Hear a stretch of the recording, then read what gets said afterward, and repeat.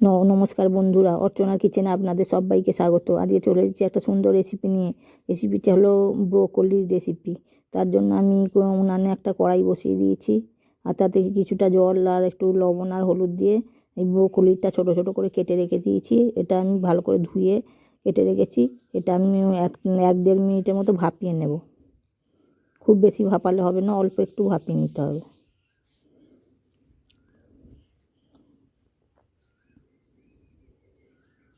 একটু ভালো করে দিয়ে নেড়ে চেড়ে নেব, যাতে সবটা জলে ডুবে থাকে।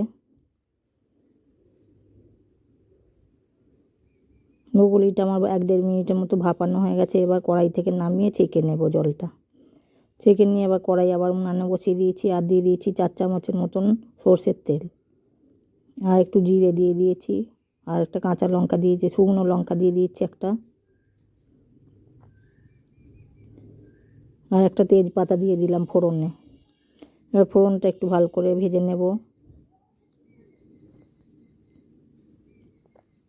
আর আমি এখানে ছোট দুটো মাঝারি সাইজের পেঁয়াজ কেটে রেখেছি ছোট ছোট করে, আর 12-13 রসুন ছোট ছোট করে কেটে রেখে দিয়েছি।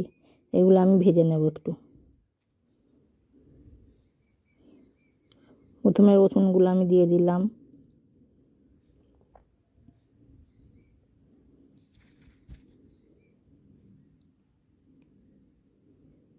তারপর আমি পেঁয়াজগুলো দিয়েও ভেজে নেব ভালো করে।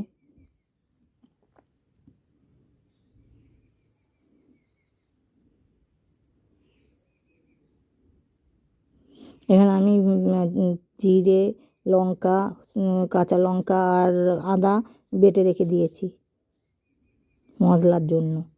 এই পেঁয়াজটা একটু ভালো করে ভেজে নেব।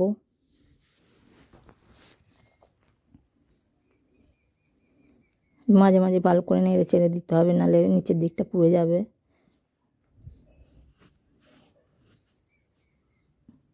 আর এই মশলাতে আমি একটু আরও কিছু মশলা অ্যাড করে নেব, যেমন লঙ্কা, এই লঙ্কা তো দেওয়াই রয়েছে, হলুদ গুঁড়ো, লবণ, একটু কাশ্মীরি রেড চিলি পাউডার, ধনে গুঁড়ো, জিরে গুঁড়ো আর গরম মশলার গুঁড়ো মিশিয়ে দেব।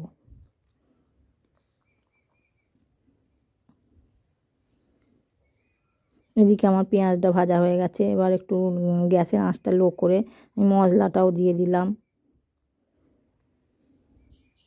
মশলা দিয়েও ভালো করে ভেজে নেব। যখন দেখবো উপর থেকে তেল ছেড়ে এসছে, তখন বুঝবেন হচ্ছে মশলাটা তো তৈরি হয়ে গেছে।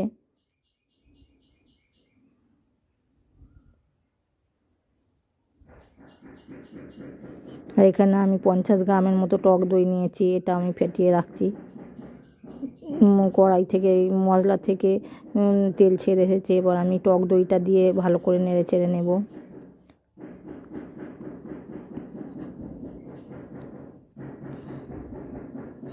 এখানে মশলাটা ভালো করে কষানো হয়ে গেছে। এবার আমি টক দইটা দিয়ে দেব। টক দইটা দেওয়ার সময় গ্যাসের আঁচটা আমি একটু কমিয়ে দেব, কারণ টক দই ফেটে যেতে পারে, সেই জন্য গ্যাসের আঁচটা কম করে আমি ভালো করে নেড়ে চেড়ে নেব।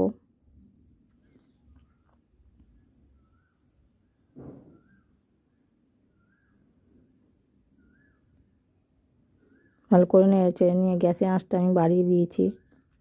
এবার মশলাটা আমি একটু ভালো করে ফুটিয়ে নেব।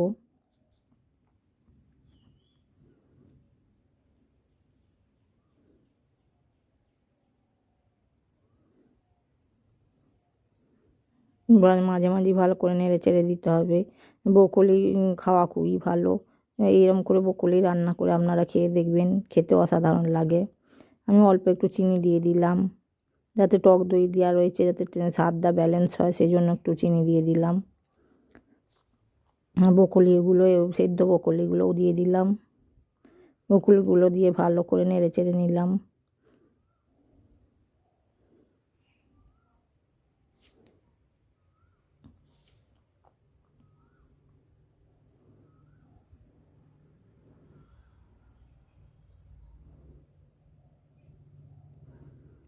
ব্রোকলিগুলো দিয়ে ভালো করে কন্টিনিউ নেড়ে চেড়ে নিতে হবে, নাহলে নিচেগুলো লেগে যেতে পারে। এরপর 1-1.5 মিনিটের মতো একটু ঢাকনা চাপা দিয়ে আমি ভালো করে সিদ্ধ হতে দিব।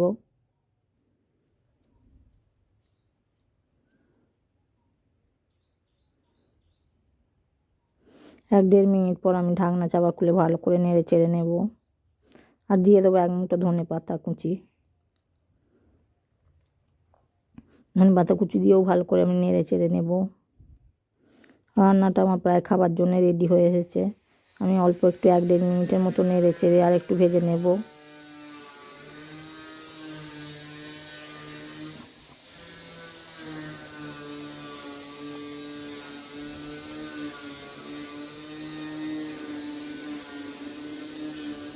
কন্টিনিউ ভালো করে নেড়ে চেড়ে ভেজে নিতে হবে। রান্নাটা প্রায় শেষ হয়ে এসেছে। এবার আমি গ্যাসের আঁচটা অফ করে দেবো আর অন্য জায়গায় সার্ভ করে নেব।